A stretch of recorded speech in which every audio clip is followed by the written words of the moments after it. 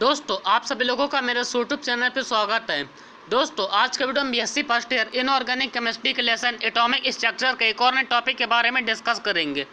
तो दोस्तों आज का हमारा टॉपिक है क्वांटम नंबर्स। तो दोस्तों आज के वीडियो को शुरू करते हैं।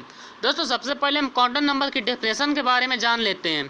तो दोस्तों क्वांटम नंबर की डेफिनेशन होती है, quantum numbers are those number which provide complete information of position, energy and spin of electron in the atom. तो दोस्तों क्वांटम नंबर वो नंबर होते हैं जो किसी इलेक्ट्रॉन की पोजीशन, एनर्जी और स्पिन के बारे में बताते हैं। दोस्तों इलेक्ट्रॉन के लिए क्वांटम नंबर उसके एड्रेस की तरह होता है। दोस्तों ये वैसा ही होता है जैसे हमारे लिए हमारे घर का एड्रेस होता है। दोस्तों अगर कोई आदमी आपके घर पर आना चाहता है तो अगर आपने उस आदमी को केवल अपने घर का एड्रेस नहीं दिया है, उसको ये बता दिया है कि हम इस स्टेट में रहते हैं, तो उस आदमी को आपके घर पर पहुंचने में बहुत ज़्यादा दिक्कत होगी। अगर आपने उस आदमी को ये बताया है कि मैं इस सिटी में रहता हूँ तो उसको आपके घर पर पहुंचने में कम दिक्कत होगी।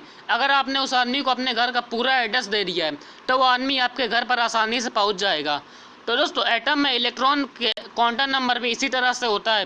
दोस्तों जो क्वांटम नंबर्स होती है वो इलेक्ट्रॉन का कंप्लीट एड्रेस होता है।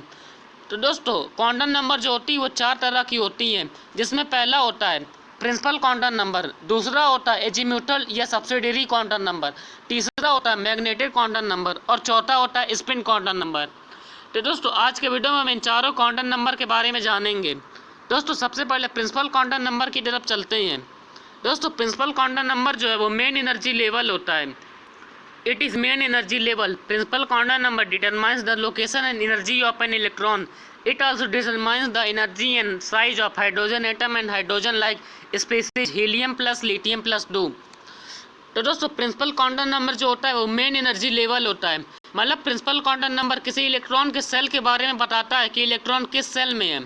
दोस्तों प्रिंसिपल क्वांटम नंबर किसी इलेक्ट्रॉन की लोकेशन और एनर्जी के बारे में भी बताता है। दोस्तों principal quantum number hydrogen atom और हाइड्रोजन लाइक स्पीसीज की एनर्जी और उनके साइज के बारे में भी बताता है।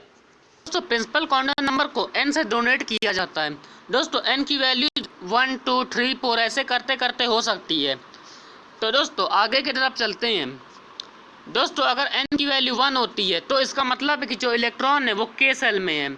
अगर n की वैल्यू 2 है तो इलेक्ट्रॉन l सेल में होता है। अगर n की वैल्यू 3 है तो इलेक्ट्रॉन m सेल में होता है। और अगर n की वैल्यू 4 है तो इलेक्ट्रॉन n सेल में होता है। दोस्तों अगर हमें किसी सेल की प्रिंसिपल क्वांटम नंबर की वैल्यू पता हो तो हम ये बता सकते हैं कि उस सेल में कितने मैक्सिमम नंबर ऑफ इलेक्ट्रॉन्स हो सकते हैं। दोस्तों अगर किसी सेल की प्रिंसिपल क्वांटम नंबर n है तो उस सेल में maximum number of electron 2n² हो सकता है। दोस्तों अगर n की वैल्यू 1 है तो इलेक्ट्रॉन जो है वो k सेल में, और k सेल में मैक्सिमम नंबर ऑफ इलेक्ट्रॉन 2 हो सकता है। और अगर n की वैल्यू 2 है तो इलेक्ट्रॉन l सेल में है, और l सेल में मैक्सिमम नंबर ऑफ इलेक्ट्रॉन 8 हो सकता है। तो दोस्तों इस तरह से अगर हमें प्रिंसिपल क्वांटम नंबर की वैल्यू पता है तो हम ये बता सकते हैं कि उस सेल में मैक्सिमम नंबर ऑफ इलेक्ट्रॉन कितना हो सकता है। तो दोस्तों ये तो प्रिंसिपल क्वांटम नंबर के बारे में हो गया। दोस्तों अगली क्वांटम नंबर की तरफ चलते हैं। दोस्तों अगली क्वांटम नंबर होती है एजीम्यूटल या subsidiary quantum number. It describes the part of energy due to orbital motion about the nucleus. It also tells it about the subcell. It is represented by L. The value of L depends upon the value of n. For any given value of principal quantum number L, the azimuthal quantum number L may have all integral values ranging from 0 to n-1 है। दोस्तों एजीम्यूटल quantum number जो होता है वो हमें ये बताता है कि इलेक्ट्रॉन किस सबसेल में है। दोस्तों एजीम्यूटल क्वांटम नंबर को L से रिप्रेजेंट किया जाता है। दोस्तों L की वैल्यू जो होती है वो प्रिंसिपल क्वांटम नंबर n की वैल्यू पर डिपेंड करती है।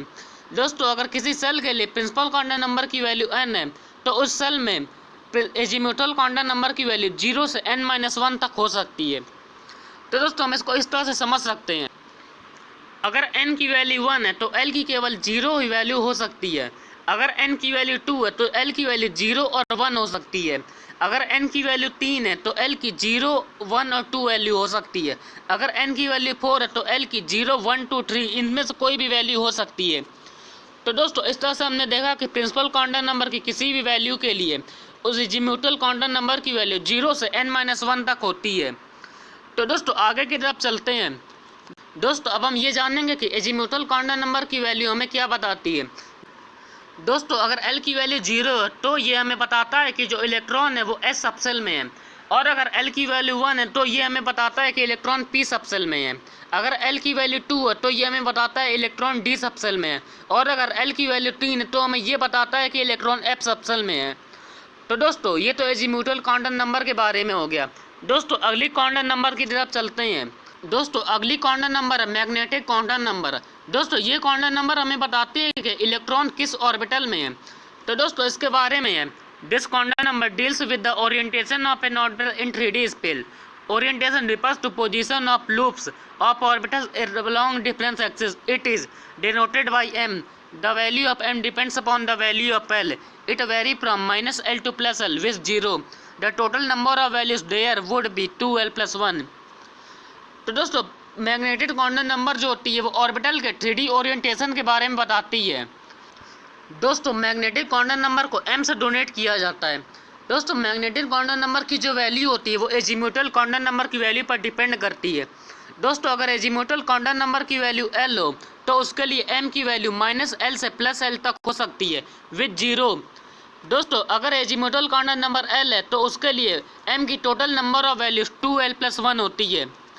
तो दोस्तों आइए इसके बारे में जानते हैं। दोस्तों अगर L की वैल्यू 0 है तो m की वैल्यू माइनस L से प्लस L, मतलब केवल 0 ही पॉसिबल है। अगर L की वैल्यू 1 है तो m की वैल्यू माइनस 1 से प्लस 1 तक हो सकती है। तो आप यहाँ पर देख सकते हैं कि m की वैल्यू माइनस 1, 0 और प्लस 1 है।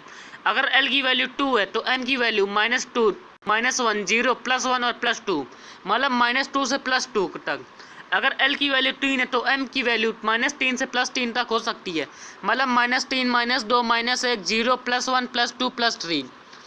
तो दोस्तों इस तरह से हमने देखा कि अगर L की वैल्यू में पता है तो m की वैल्यू माइनस L से प्लस L तक होती है। और दोस्तों जो हमने आगे देखा था कि L की किसी भी वैल्यू के लिए m की total number of values 2L plus 1 होती है। तो दोस्तों आइए उसको भी देख लेते हैं। दोस्तों यहाँ पर L की वैल्यू 0 है तो यहाँ पर m की total number of values 2L plus 1, मतलब केवल 1 ही होगी।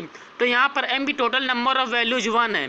दोस्तों अगर L की वैल्यू 1 है तो वहाँ पर m की total number of values 2 into 1 plus 1 है, मतलब 3 होंगी। तो यहाँ पर आप टोटल नंबर ऑफ वैल्यूज 3 देख सकते हैं।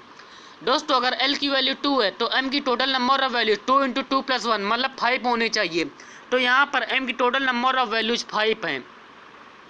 दोस्तों अगर L की वैल्यू 3 है तो m की total number of values 2 into 3 plus 1, मतलब 7 होनी चाहिए।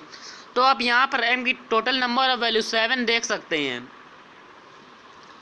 दोस्तों ये तो इस बारे में होगा कि magnetic quantum number azimuthal quantum number पर किस तरह से डिपेंड करता है। दोस्तों अब मैग्नेटिक क्वांटम नंबर के मेन टॉपिक की तरफ चलते हैं। दोस्तों मैग्नेटिक क्वांटम नंबर जो होता है वो हमें ओरिएंटेशन के बारे में बताता है।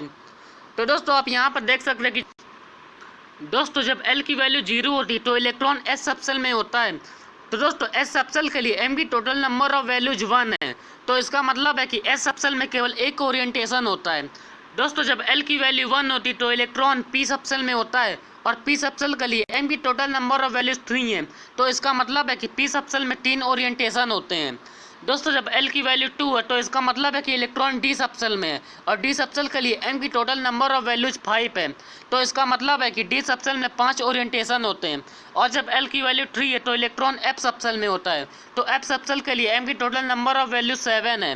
तो इसका मतलब है कि F सबसेल में 7 ओरिएंटेशन होते हैं। S सबसेल में एक ओरिएंटेशन होता है, इसका मतलब है कि S सबसेल में केवल एक ही ऑर्बिटल होता है। P सबसेल में 3 ओरिएंटेशन होते हैं, इसका मतलब है कि P सबसेल में 3 ऑर्बिटल होते हैं। D सबसेल में 5 ओरिएंटेशन है, इसका मतलब है कि D सबसेल में 5 ऑर्बिटल होते हैं। और F सबसेल में 7 ओरिएंटेशन है, इसका मतलब है कि F सबसेल में 7 ऑर्बिटल होते हैं। तो दोस्तों ये तो मैग्नेटिक क्वांटम नंबर के बारे में हो गया। दोस्तों अगली क्वांटम नंबर की तरफ चलते हैं। दोस्तों अगली क्वांटम नंबर है स्पिन क्वांटम नंबर।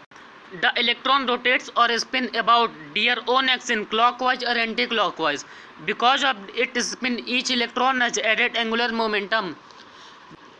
दोस्तों जो इलेक्ट्रॉन होता है वो अपनी एक्सिस पर क्लॉकवाइज या एंटी क्लॉकवाइज इस तरह से घूम सकता है। तो दोस्तों जब इलेक्ट्रॉन अपनी एक्सिस पर क्लॉकवाइज या एंटी क्लॉकवाइज घूमता है तो इसका मतलब है कि उसमें एंगुलर मोमेंटम भी होगा। तो दोस्तों उस एंगुलर मोमेंटम को इस तरह से देख सकते हैं, mv बार is equal to h/2 pi under root s s plus 1। तो दोस्तों यहाँ पर जो s है यही स्पिन क्वांटम नंबर होता है। तो दोस्तों आगे की तरफ चलते हैं। दोस्तों m की किसी भी वैल्यू के लिए s की केवल 2 ही वैल्यूज पॉसिबल होती हैं, जो कि प्लस हाफ और माइनस हाफ होती है। तो दोस्तों इसका मतलब होता है कि किसी भी ऑर्बिटल में अगर इलेक्ट्रॉनों को भरा जाए तो उस ऑर्बिटल में एस की केवल दो ही वैल्यू पॉसिबल होती हैं, जो प्लस हाफ और माइनस हाफ होती हैं। तो दोस्तों इस तरह से हमारा आज का वीडियो कंप्लीट होता है। दोस्तों उम्मीद करता हूँ आप लोग को मेरा ये वीडियो अच्छा लगा होगा। दोस्तों फिर मिलेंगे एक और नए वीडियो के साथ।